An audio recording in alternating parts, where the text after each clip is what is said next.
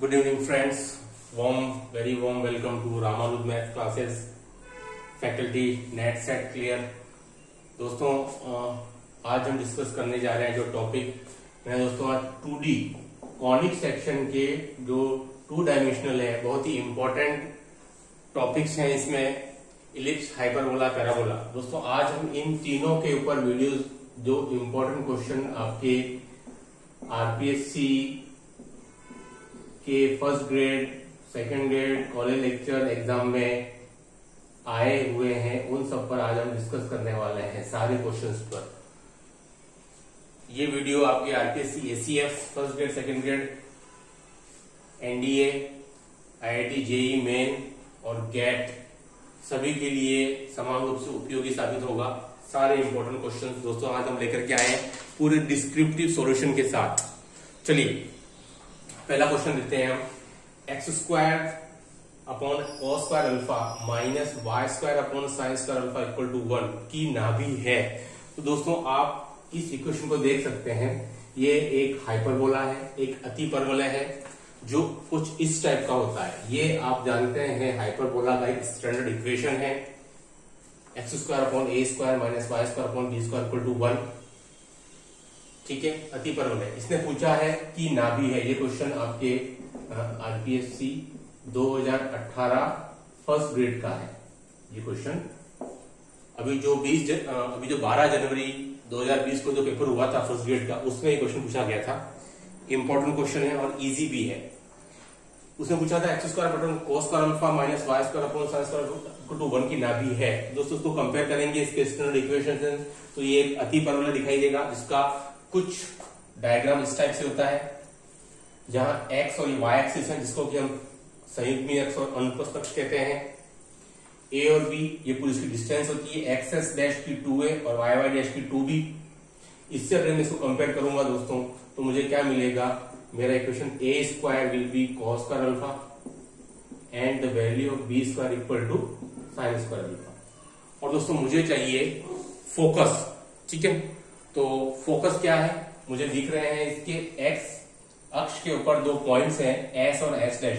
इन दोनों पॉइंट्स के जो कोऑर्डिनेट हैं a,0 एंड माइनस a,0, इसी को दोस्तों हम फोकस कहते हैं इस अतिपरवलय के लिए। अगर आपके दिमाग में एक बात उठे कि इस स्टैंडर्ड इक्वेशन के लिए फिगर इसी टाइप का क्यों बना है, मतलब कि इसके दोनों पार्ट एक्स एक्सिस पर ही क्यों कट किए गए, क्या मैं इसको इस टाइप से नहीं बना सकता था? अगर ये क्वेश्चन आपके दिमाग में उठे तो उसका एक छोटा सा आंसर मैं आपको बता देता हूं कि इसका फिगर इस टाइप से क्यों बनाया गया, इस टाइप से क्यों नहीं बनाया गया। क्योंकि अगर मैं देखूं थोड़ा सा अलग हटके, लेकिन मैं आपको क्लियर कर देता हूं कि इस इक्वेशन के अंदर अगर मैं y इक्वल टू 0 पुट करता हूं तो मुझे मिलता है X square equal to A square.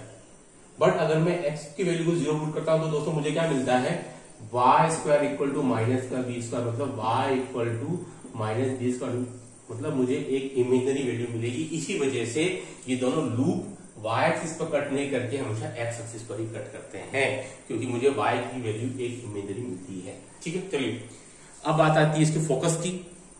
तो फोकस निकालने का फॉर्मूला है आपका इस इलिप्स का फोकस मतलब नाभि, that is plus minus a,0 है। ठीक दोस्तों, इसके फोकस निकालने का फॉर्मूला है that is plus minus a,0, जहां पर कि E क्या है, E जो है वो एसेंट्रिसिटी है।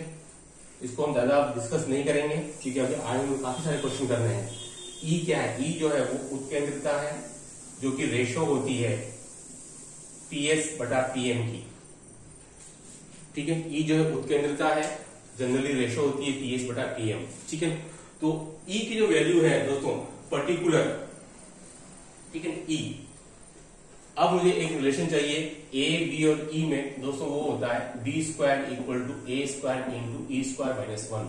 ये रिलेशन होता है इसके अनुप्रस्थ अक्ष, संयुग्मी अक्ष और E मतलब एसेंट्रिसिटी के बीच में।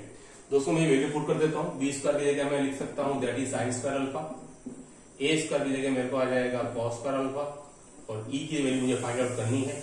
इसको आप यहां लेकर के आएंगे तो tan square alpha equal to E square minus 1, तो tan square alpha plus 1 that will be sec square alpha, tan square alpha plus 1 equal to E square implies that e square equal to sec square alpha.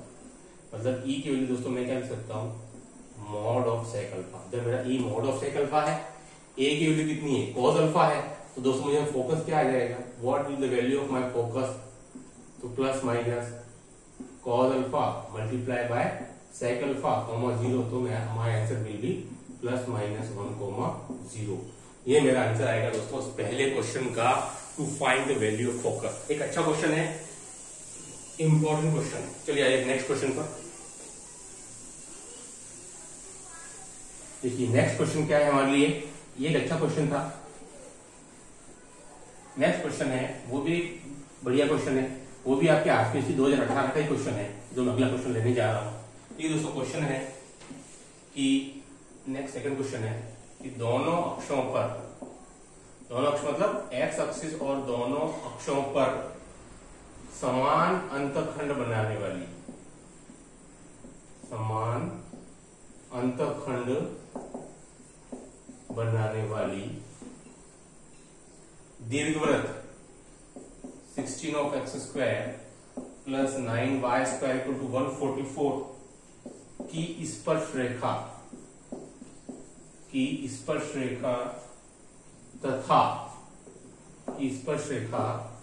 तथा अक्षों से निर्मित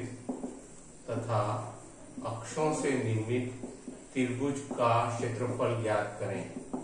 त्रिभुज का क्षेत्रफल ज्ञात करें। देखिए ये क्वेश्चन दोस्तों आपके आरपीएससी 2018 फर्स्ट ग्रेड का है, ठीक है, मैथ्स फर्स्ट ग्रेड का।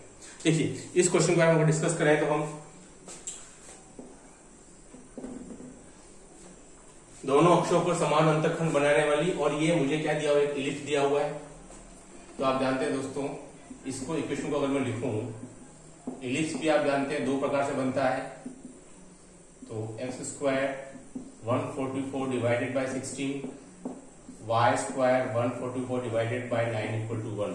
दोस्तों मुझे इसका स्टैंडर्ड इक्वेशन मिल जाएगा ये वाला, ठीक है, ये मुझे मिल जाएगा इस इलिप्स का स्टैंडर्ड इक्वेशन, जो कि आप, ठीक है। अब देखिए, अब मुझे यहां पर अगर मैं इसके स्टैंडर्ड इक्वेशन की बात करूं तो ये होता है एक्स स्क्वायर बटा ए स्क्वायर प्लस वाई स्क्वायर बटा बी स्क्वायर इक्वल टू 1, ठीक है दोस्तों। यहां पर मुझे ए स्क्वायर इक्वल टू कितना है 9 और बी स्क्वायर कितना है 16। दोस्तों यहां देख सकते हो ए इज ग्रेटर देन बी है, ठीक है। जब मेरे को ए इज ग्रेटर देन बी है तो ऐसी कंडीशन में आप जानते हैं अच्छे से कि इलिप्स का जो फिगर है दोस्तों कुछ इस टाइप से ड्रॉ होगा, ठीक है। हम जानते हैं कि इलिप्स दो प्रकार से बनता है, एक तो हॉरिजॉन्टली और एक वर्टिकली, ठीक है। इस पर्टिकुलर क्वेश्चन के अंदर मेरे को ए इज ग्रेटर देन बी है, तो ऐसी स्थिति मुझे इलिप्स ऐसा बनेगा। अब वो क्या बात कर रहा है उसको ध्यान से देखिए, दोनों अक्षों पर समान अंतखंड बनाने वाली और इस इलिप्स को स्पर्श रेखा। दोस्तों मैं इस इलिप्स के लिए एक स्पर्श रेखा खींच देता हूं, टेंजेंट ओ ए और ए बी, ठीक है। जो ओ से ए तक की जितनी डिस्टेंस है उतनी ही उसकी ओ से बी तक की डिस्टेंस, तो इसको हम सी कंसिडर कर लेते हैं दोस्तों। क्या मान लेते हैं इसको हम सी। उसने कहा समान अंतखंड बना रही है एक्स अक्ष और वाई अक्ष के साथ में, और इस इलिप्स के लिए वो टेंजेंट भी है। तो हमको ट्राइंगल बन रहा है O A B and that is a right angle triangle. तो now we have to find the area of this right angle triangle, मतलब हमें इस समकोण त्रिभुज ओ ए बी का क्षेत्रफल ज्ञात करना है, ठीक है। Which will be half base into height, तो उसके लिए हमको कुछ चीजें निकालनी पड़ेंगी। चलिए अब आ जाइए आपकी नेक्स्ट चीज के ऊपर। ये तो हमारे पास हो ही गया है। अब उसने जो चीजें उसने हमको बोली हैं वो अब हम निकाल देते हैं। दोनों अक्षों पर समान अंतखंड बनाने वाली, अब हम जानते हैं कि भाई अंतखंड रूप में रेखा का समीकरण, तो आप जानते हैं क्या होता है, x बटा ए प्लस वाई बटा बी इक्वल टू, जहां पर कि ए और बी क्या होते हैं, उसके एक्स अक्ष और वाई अक्ष पर काटे गए इंटरसेप्ट होते हैं, लेकिन यहाँ क्या है, दोनों समान है।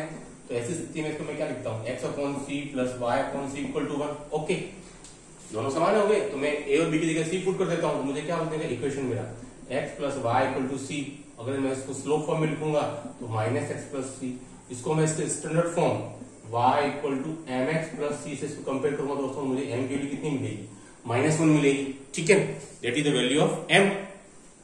क्या किया हमने, अंतखंड रूप में इंटरसेप्ट फॉर्म में equation of straight line, that is equal intercept काट रही है तो x upon C plus Y upon C equal to 1 कर दिया, ठीक है। f plus y equal to c हो गया, y इक्वल टू उसको मैंने ट्रांसफर कर दिया x को माइनस x। इसको मैं अगर इसके स्लो फॉर्म से कंपेयर करूंगा तो my value will be m equal to -1, ठीक है दोस्तों। अब हम जानते हैं, अब वापस आते हैं इलिप्स के ऊपर कि भाई इलिप्स के लिए स्पर्श रेखा का समीकरण क्या होता है, इक्वेशन ऑफ टेंजेंट और इलिप्स, ठीक है। इलिप्स के लिए स्पर्श रेखा का समीकरण, दीर्घवृत्त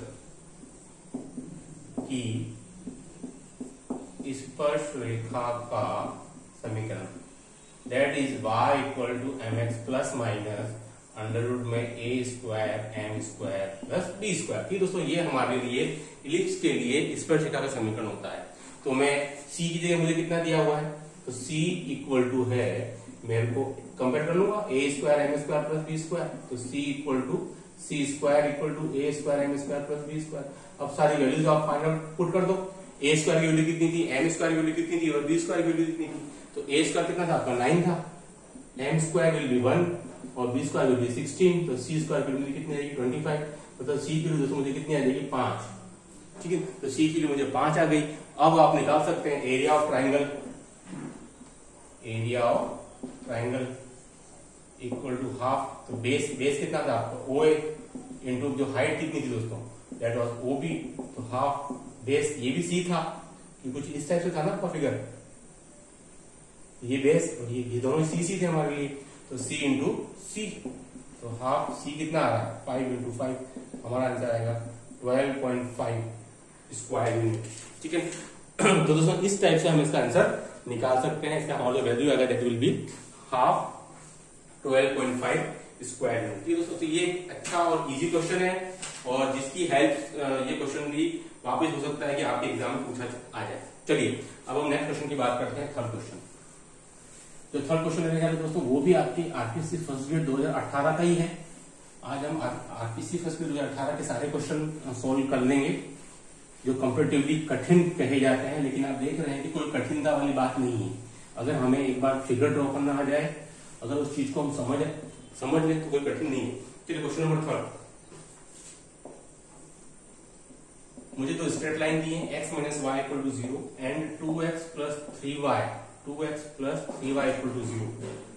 एक कोई इलिप्स है, दीर्घवृत्त है मेरे को, that is x square upon A square plus Y square upon B square equal to 1 के संयुग्मी व्यास को ये दोनों equation number 1 equation number 2 are the conjugate, संयुग्मी व्यास को आप बोल सकते हो आर दी कॉन्जुगेट डायमीटर हो, तो संयुग्मी व्यास है तो you have to find the value of e. दोस्तों आपको ई की वैल्यू निकालनी है, मतलब उसने हमको दो इक्वेशन दिए हैं, x minus Y equal to 0 and 2x plus 3y equal to 0 are the conjugate diameter of this given ellipse. अब देखिए दोस्तों पहले हम डिस्कस करेंगे व्यास क्या होता है, उसके बाद में फिर हम आएंगे कि कॉन्जुगेट डायमीटर क्या होता है। First we will discuss about diameter.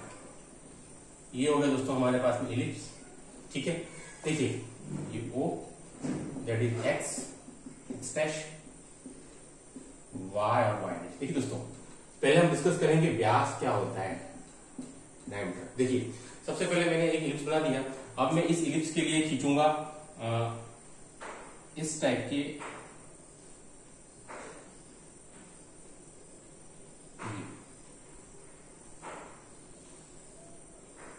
ये दोस्तों मैं क्या बना रहा हूं, कुछ पैरेलल कोर्स बना दिए मैंने इस इलिप्स के लिए, ठीक है। ठीक है दोस्तों मैंने पैरेलल कोर्स बना दिए, ठीक है।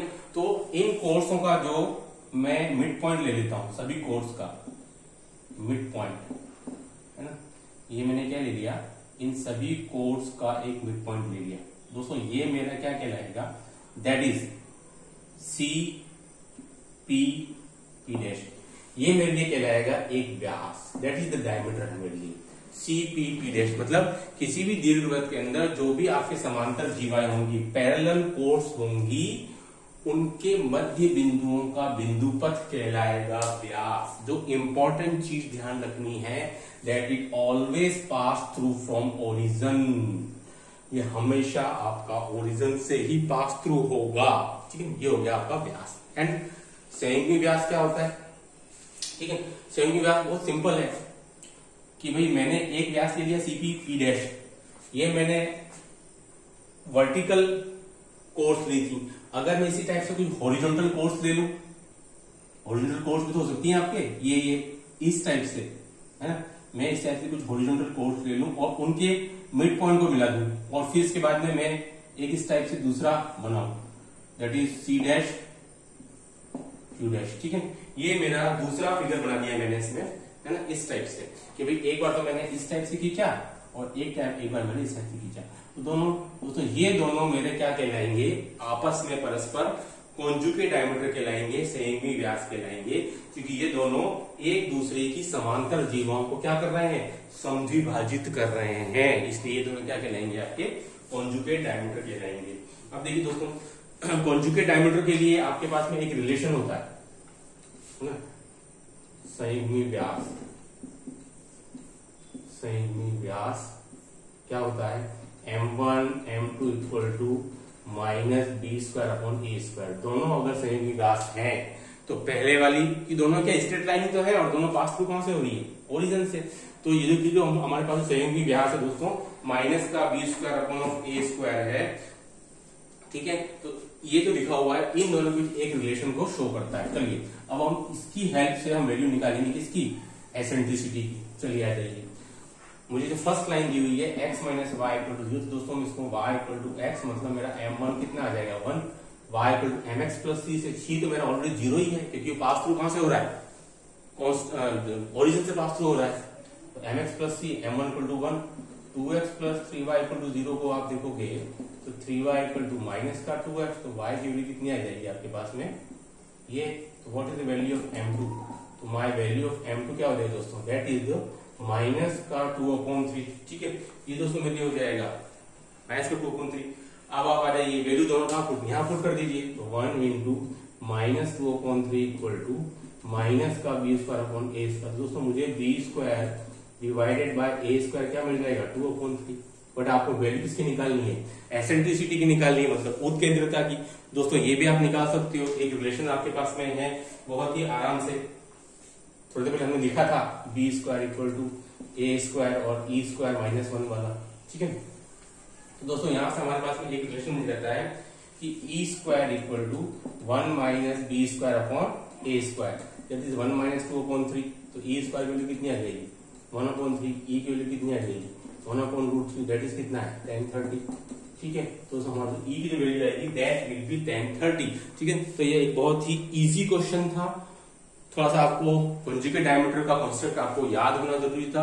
ठीक है, चलिए अब आ जाइए आज के क्वेश्चन नंबर 4 पर। ये भी क्वेश्चन आपकी आरपीएससी फर्स्ट ग्रेड 2018 का ही है। ठीक है, अब आइए, थोड़ा सा लेंथी क्वेश्चन जरूर थे। ये पेपर जो फर्स्ट ग्रेड का था वो कंपेरेटिवली लेंथी था। अभी तक के जितने भी पेपर आए फर्स्ट ग्रेड के 2018, 16, 13 और 2011 सभी से लेंथी पेपर था। इसी वजह से इसकी जो मेरिट है दोस्तों वो काफी डाउन रहेगी। चलिए क्वेश्चन नंबर 4 देखिए। हमें इलिप्स दिया हो गया है। इलिप्स के बहुत सारे क्वेश्चन थे इसमें। X square upon A square plus Y square upon B square to 1 के पॉइंट, मुझे कोई पॉइंट्स दिए हुए हैं। A upon √2 comma B upon √2 पर अभिलंब की लंबाई निकालनी है, लेंथ ऑफ नॉर्मल, और अभिलंब की लंबाई क्या होगी? मतलब we have to find the value of length of normal find out करनी है दोस्तों। ठीक है, length of normal, तो बहुत ही सिंपल सा है। ठीक है, हाँ, इसके लिए हमको लेंथ ऑफ नॉर्मल, तो आप जान सकते हैं कि भाई ये हमारे पास में क्या हो गया, एक टाइप से इसकी टेंजेंट हो गई और नॉर्मल क्या होता है? नॉर्मल क्या होता है? नॉर्मल जो होता है वो इसके इस टाइप से कोई भी अगर टेंजेंट होता है उसके 90 डिग्री बनाता हुआ एक लाइन हम खींचे जाए, वो तो स्ट्रेट लाइन में होती है, दैट इज कॉल्ड नॉर्मल। तो आप उसकी लेंथ निकालनी है, इतना ही करना है। तो जानते हैं आप कि लेंथ ऑफ नॉर्मल का फॉर्मूला हम कोई डिराइव नहीं करेंगे, हम इसको पीछे से पढ़ चुके हैं। लेंथ ऑफ नॉर्मल का फॉर्मूला होता है y √1 plus dy by dx का होल स्क्वायर। ठीक है दोस्तों, ये हमारे पास लेंथ ऑफ नॉर्मल का फॉर्मूला होता है, length of normal, length of tangent, length of सब टेंजेंट एंड लेंथ ऑफ सब नॉर्मल। ये 4 डेफिनेशन थी जो कि हम पीछे पढ़ चुके हैं। चलिए अब आ जाएंगे लेंथ ऑफ नॉर्मल के लिए। तो मुझे जो इक्वेशन दिया गया है इसकी हेल्प से मैं dy/dx निकाल लेता हूं। ये मेरे को गिवन इक्वेशन है कि भाई x स्क्वायर बटा a square plus y square upon b square equal to 1। तो मुझे यहाँ से क्या बन जाएगा, आप अगर यहाँ से निकालेंगे तो b स्क्वायर x स्क्वायर, चलिए हम इसको यहाँ से डायरेक्ट निकाल देते हैं एक बार, ठीक है। तो यहाँ से आपके पास देखिए क्या आ जाएगा कि भाई y स्क्वायर बटा b square equal to 1 minus x square बटा a स्क्वायर, तो 2y dy/dx into 1 upon b square equal to minus का 2x, ठीक है, माइनस का 2x अपॉन a स्क्वायर, 2 से 2 कैंसिल हो जाएगा। तो आपको क्या मिलेगा, dy/dx इक्वल टू माइनस का b square x divided by a square y, ठीक है दोस्तों। ये हमारे पास वैल्यू हो जाएगी इसकी, dy/dx की वैल्यू मिल जाएगी मेरे को। अब इसका होल स्क्वायर चाहिए, ये वैल्यू पुट करनी है हमको। तो क्या आ जाएगा हमारे को कि भाई dy/dx का होल स्क्वायर की वैल्यू क्या मिल जाएगी, b4x square divided bye a4y square. अब ये सारी वैल्यूज मैं यहाँ पुट कर देता हूँ, मुझे जो इक्वेशन के है लेंथ ऑफ नॉर्मल में। चलिए तो that is value of y 1 plus b4x square divided bye a4y square. चलिए y तो क्या मिलेगा, a4y square plus b4x square. मैं अगर बाहर निकालूं तो क्या आएगा मेरे को, a स्क्वायर y आ जाएगा, y से कैंसिल, a4y स्क्वायर बाहर क्या आएगा रूट से, that is the value of a square y, ठीक है। चलिए अब मेरे को क्या मिल रहा है यहाँ से 1 अपॉन a स्क्वायर मिल रहा है,